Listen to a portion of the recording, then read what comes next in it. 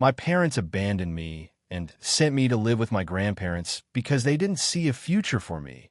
But when I grew up and started my own business, they regretted it. I didn't know the word abandoned when it happened. I was 8, maybe 9. Back then, I just knew that my clothes were folded too neatly, that my mom wouldn't look me in the eye, and that my dad kept checking his watch like he was late for something important. Turns out, he was late getting rid of me. I had 2 older sisters, Emily and Karen. They were close in age, close in everything else too. Same smiles, same kind of smart, same way of moving through the house like they belonged there. I was the extra chair at the table, the quiet one, the kid who didn't quite fit the picture my parents wanted to hang on the wall. My grades were bad, not needs improvement bad, more like red ink, parent-teacher conference bad.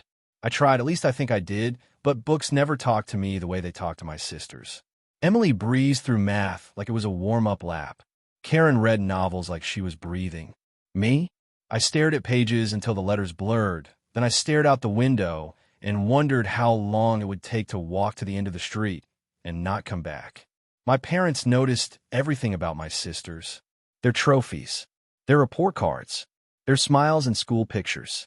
With me, they noticed silence, or disappointment, or nothing at all. At dinner, my dad would ask, "How was school?" Emily would say, "I got a 95 on my chemistry test." Karen would say, "My teacher says I should think about honors English." Then my dad would look at me. "And you?" I learned early to shrug. It was fine. Fine meant I didn't fail. Fine meant nobody yelled. Fine meant the conversation could move on. My mom tried, I guess. At least at first. She'd sit with me at the kitchen table while I struggled through homework, tapping her pen, sighing louder each time I got something wrong. Eventually she'd say, "Your sisters never had this problem," like that was supposed to help. Like comparison was fuel instead of weight. Emily and Karen didn't hate me. Not actively. They just didn't love me either. I was the kid they didn't invite into their rooms. The one they didn't defend when cousins teased me at family gatherings. If I disappeared for an afternoon, nobody came looking. If I got quiet for a week, nobody noticed. Kids know when they're unwanted. It's not one big moment. It's 1,000 small ones. The night my parents decided to send me away, they thought I was asleep. I wasn't. I heard my name through the wall, floating in that low, careful tone adults use when they're about to change a life without asking permission. "He's not like the girls," my dad said. "He's just different," my mom replied. "We can't keep pretending this is going to turn around." Different was the polite word. What they meant was disappointing. My grandparents lived 3 states over, in a small town where nothing happened fast and nobody asked too many questions. My parents framed it like an opportunity. A fresh start, they said. More structure. My mom smiled when she said it, but her eyes were already gone. I remember the drive. The car smelled like coffee and something final. Emily had her headphones on. Karen stared out the window. Nobody cried. Nobody reached for me. When we pulled into my grandparents' driveway, my dad got out first. He opened my door, helped me with my bag, patched together a smile. "This is for the best," he said. For who, he didn't say. My grandparents hugged me like they meant it. That almost broke me. My grandmother smelled like laundry soap and old books. My grandfather squeezed my shoulder and said, "We'll figure things out." No expectations. No comparisons. Just a statement. My parents didn't stay long. There was an awkward coffee. Some talk about school. My mom straightened my collar like she was fixing a stranger. Then they left. Just like that. No big speech. No promise to come back soon. Their car disappeared down the road, and with it, the version of my life I thought I was supposed to have. That night, lying in a bed that wasn't mine, I stared at the ceiling and tried to understand what I'd done wrong. I replayed every bad test, every disappointed look, every time I'd wished I were better at being what they wanted.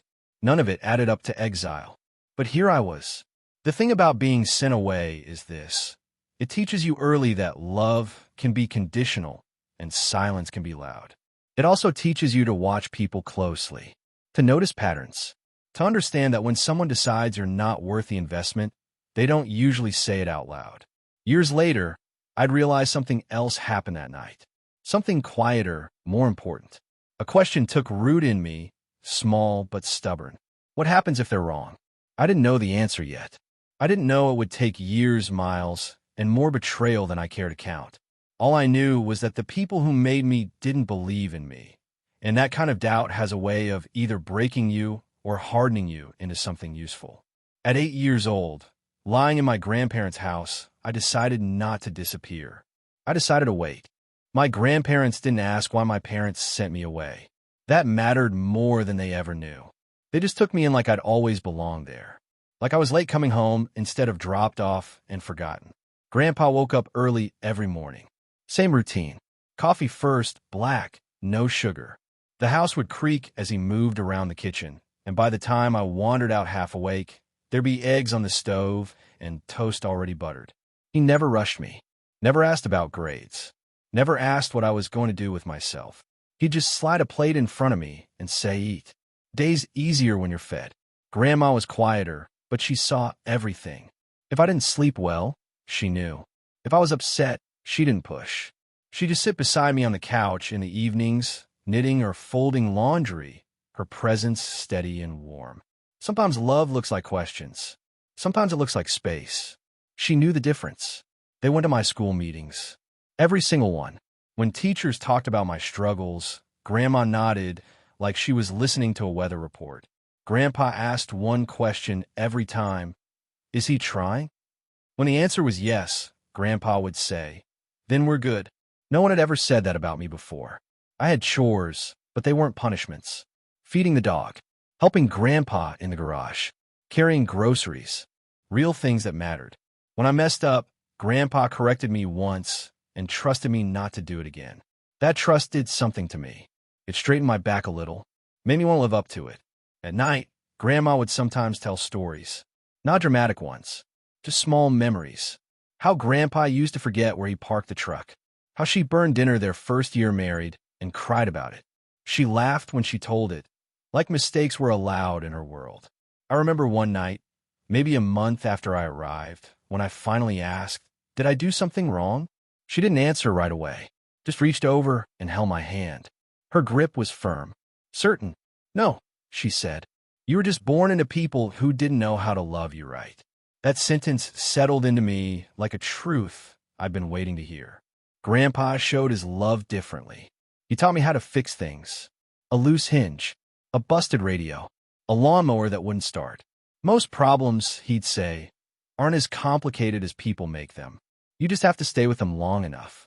Funny thing is, he wasn't just talking about machines. Slowly, without speeches or promises, they gave me something my parents never had. Safety. Not the soft kind, the solid kind.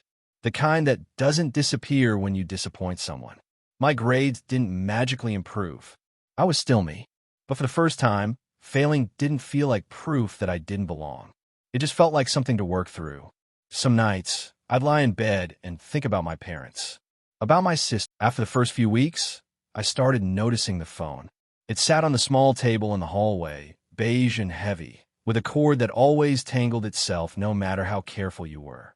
Grandma kept it clean. Grandpa paid the bill on time. It rang for neighbors, church friends, old coworkers. It just didn't ring for me. My parents called once that first month. Maybe twice. Short conversations. Awkward ones. How's school, my mom would ask. Fine, I'd say. That word followed me everywhere. My dad would clear his throat, ask if I was behaving, if my grandparents were handling things.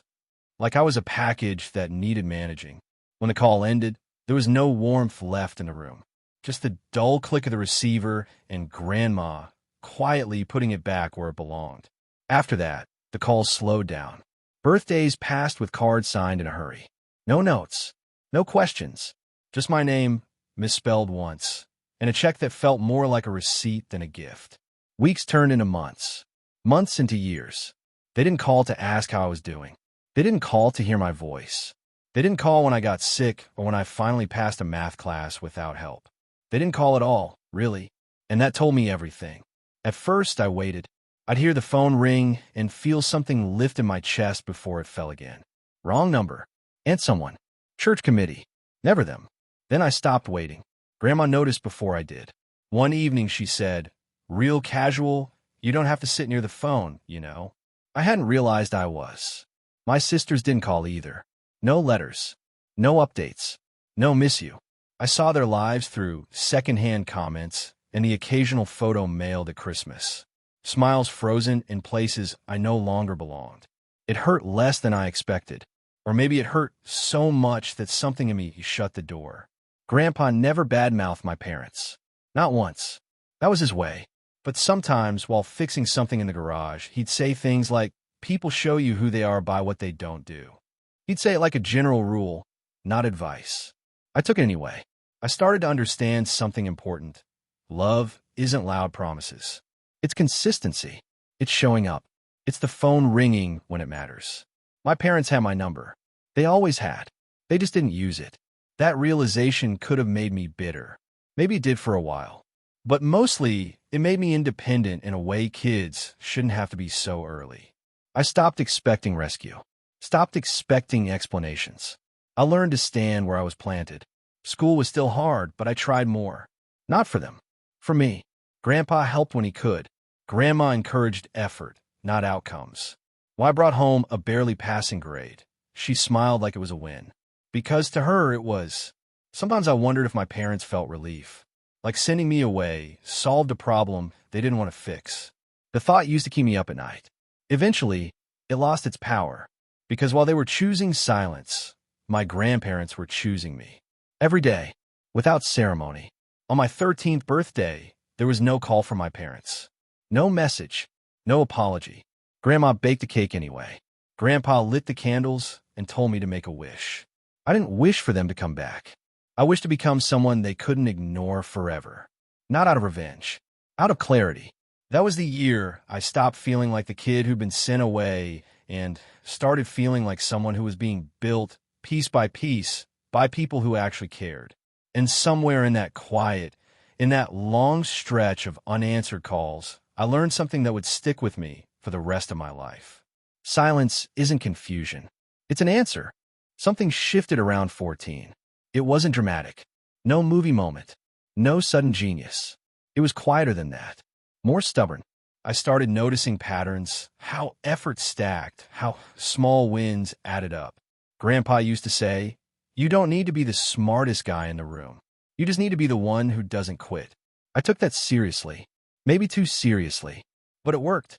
I stopped telling myself I was bad at school and started telling myself I was behind. Behind meant catchable. I stayed after class. Asked questions I used to be embarrassed to ask. Read things twice. Sometimes 3 times. When I didn't get something, I didn't shut down anymore. I stayed with it. Like Grandpa taught me with broken engines and jammed drawers. Grandma made sure the house stayed calm. Same dinner time. Same quiet evenings. No pressure, but no excuses either. If I had homework, she'd clear the table and say, "Go do what you need to do. I'll be right here." That mattered. Knowing someone was there whether I succeeded or failed. My grades didn't jump overnight, but they climbed. A C turned into a B. A B flirted with an A. Teachers started looking at me differently. Not impressed, but curious. Like they were recalibrating their expectations. I didn't mind. I was recalibrating too. By junior year, college became a real word, not just something my sisters talked about in a different life. Counselors asked questions. Forms appeared. Deadlines mattered. I filled them out carefully, hands steady, heart not so much. My parents didn't call to ask about any of it. That part still stung, but it didn't stop me. I wasn't doing this for their approval anymore. I was doing it because I wanted to see how far I could go. When the acceptance letter came, it was a regular afternoon. No music, no build-up, just an envelope with my name spelled right for once. I opened it at the kitchen table while Grandma watched from the sink and Grandpa pretended not to care from his chair. I read it twice, then a third time, just to be sure. I got in. A good school. Not a pity acceptance. Not a favor. I earned it. Grandma cried. Grandpa stood up, hugged me once tight, brief, and said, "Told you." Like he'd never doubted it for a second. That night, lying in bed, I thought about the kid who'd been sent away because nobody saw a future in him. I wished I could tell him something simple. You're not broken. You're just early. College wasn't the finish line. I knew that even then. But it was proof. Proof that the story I'd been handed wasn't the only one available. And for the first time, the future didn't feel like something other people decided for me. It felt like mine. I found out they were paying for my education the same way I found out most important things in my life, quietly. No announcement. No big sit-down. Just a stack of forms on the table one morning and Grandpa saying, "Sign where it tells you." Like this was just another chore, same as mowing the lawn or taking out the trash. I knew college cost money. I wasn't stupid. I'd seen the numbers. I'd lain awake doing the math, try to figure out how much debt I was going to carry before I even started living. I assumed loans were the plan, or part-time jobs stacked on top of each other. Or maybe I just figured out as I went. What I didn't assume was them. Grandma poured coffee while Grandpa explained it plain and simple. They'd saved. Not a lot at once. Just over time. Skipped vacations. Old cars. No upgrades. They've been putting money away long before I ever showed up at their door with a duffel bag and bag grades. "We didn't save it for anything else," Grandma said, like that settled it. I tried to argue. I really did. Told them I could manage. Told them it wasn't their responsibility. Grandpa waved it off. "Raising you is never a burden," he said. "This is just the next part." That shut me up. College was hard in a different way. Less about survival, more about direction. I worked while I studied. Learned how to talk to people who didn't come from small houses with creaky floors. Learned how to sit in rooms where nobody knew my story and still hold my ground. Every semester, Grandma asked one question. "You still trying?" Every semester, Grandpa asked another. "You learning anything useful?" That was their version of pressure, and it was just enough. After graduation, I didn't chase prestige. I chased independence. I'd spent too much of my life being decided for. I wanted something that was mine, built by my hands on my terms. The business idea came slow. Nothing flashy. Something practical. Something I understood. I started small. One client. Then two. Long hours. Cheap furniture. More doubt than confidence. My grandparents never once asked when I was going to get a real job. They just asked if I was okay. The first year barely broke even. The second year turned a corner. By the third, I hired my first employee. Signing that paperwork felt heavier than my college diploma ever did. Success didn't arrive all at once. It crept in. A better office. Fewer sleepless nights. Enough money that I stopped checking my bank account every morning like it might disappear. One afternoon, I drove back to their house, the same one that took me in when nobody else would. Same peeling paint. Same driveway. I sat at the same kitchen table and slid an envelope across to Grandpa. He didn't open it right away. Just looked at me. "What's this?" "Me paying you back," I said. He shook his head. "That wasn't a loan." "I know," I said. "That's why this is different." He stared at the envelope for a long second. Then he smiled. Not big, just proud. Grandma hugged me like she always did, tight, steady. "We knew you'd find your way," she said. That night, driving back to my own place, I thought about my parents. About how they hadn't seen a future worth investing in. How wrong they'd been. Not because I became successful, but because I'd already been worth it before any of that. And the people who mattered most hadn't known it all along. I didn't tell my parents about the business. I didn't announce it. Didn't post about it where they'd see. Didn't send updates or holiday newsletters with careful wording. The truth is, they weren't part of my life anymore, and I'd learned the hard way that you don't invite people back in just because things finally start going right. They found out anyway. Someone always tells someone. A distant relative. An old neighbor. One of those conversations that starts with, "Did you hear about?" and ends with curiosity turning into opportunity. The first call came on a Tuesday afternoon. Unknown number. I almost didn't answer. Old habit. But something told me to pick up. My mother's voice came through the line, softer than I remembered. Careful, like she was stepping on a thin ice. "Hi, it's Mom." She said it like a question. We exchanged small talk that felt too polished to be real. She told me how proud she was. How she'd always known I'd do something with myself. That line almost made me laugh. Almost. And the question started. How big was the company? Was I hiring? Was business steady? She asked them like a stranger doing market research, not like a parent who'd missed most of my life. A week later, my dad called. Different tone. More direct. He talked about investments. About families sticking together. About how my success could benefit everyone if I was smart about it. He mentioned my sisters. Their needs. Their plans. Things they wanted to do. Not once did he ask how I was. They didn't want to reconnect. They wanted access. It became clear fast. Subtle hints turned into open suggestions. Loans that were really expectations. Introductions that came with strings. Advice I didn't ask for, all delivered with the assumption that what was mine was suddenly ours. What surprised me wasn't the audacity. It was the timing. They hadn't called when I struggled. They hadn't called when I studied late into the night. They hadn't called when my grandparents were paying my tuition or when I was sleeping on cheap furniture, trying to keep a business alive. But now that there was something to gain, now they remember my number. I listened. I stayed calm. Years ago, I might have exploded or tried to earn something I no longer needed. Instead, I heard Grandpa's voice in my head. People show you who they are by what they don't do. And suddenly, everything was clear. They didn't see the years. They saw the outcome. They didn't want the relationship. They wanted the return. When my mother said, family should help family, I thought about who actually had. And for the first time, I understood something important. Success doesn't just change your life. It reveals people. After that first round of calls, they didn't back off. They leaned in. My phone started ringing more often. Once a month turned into once a week. Once a week turned into just checking in. Different numbers.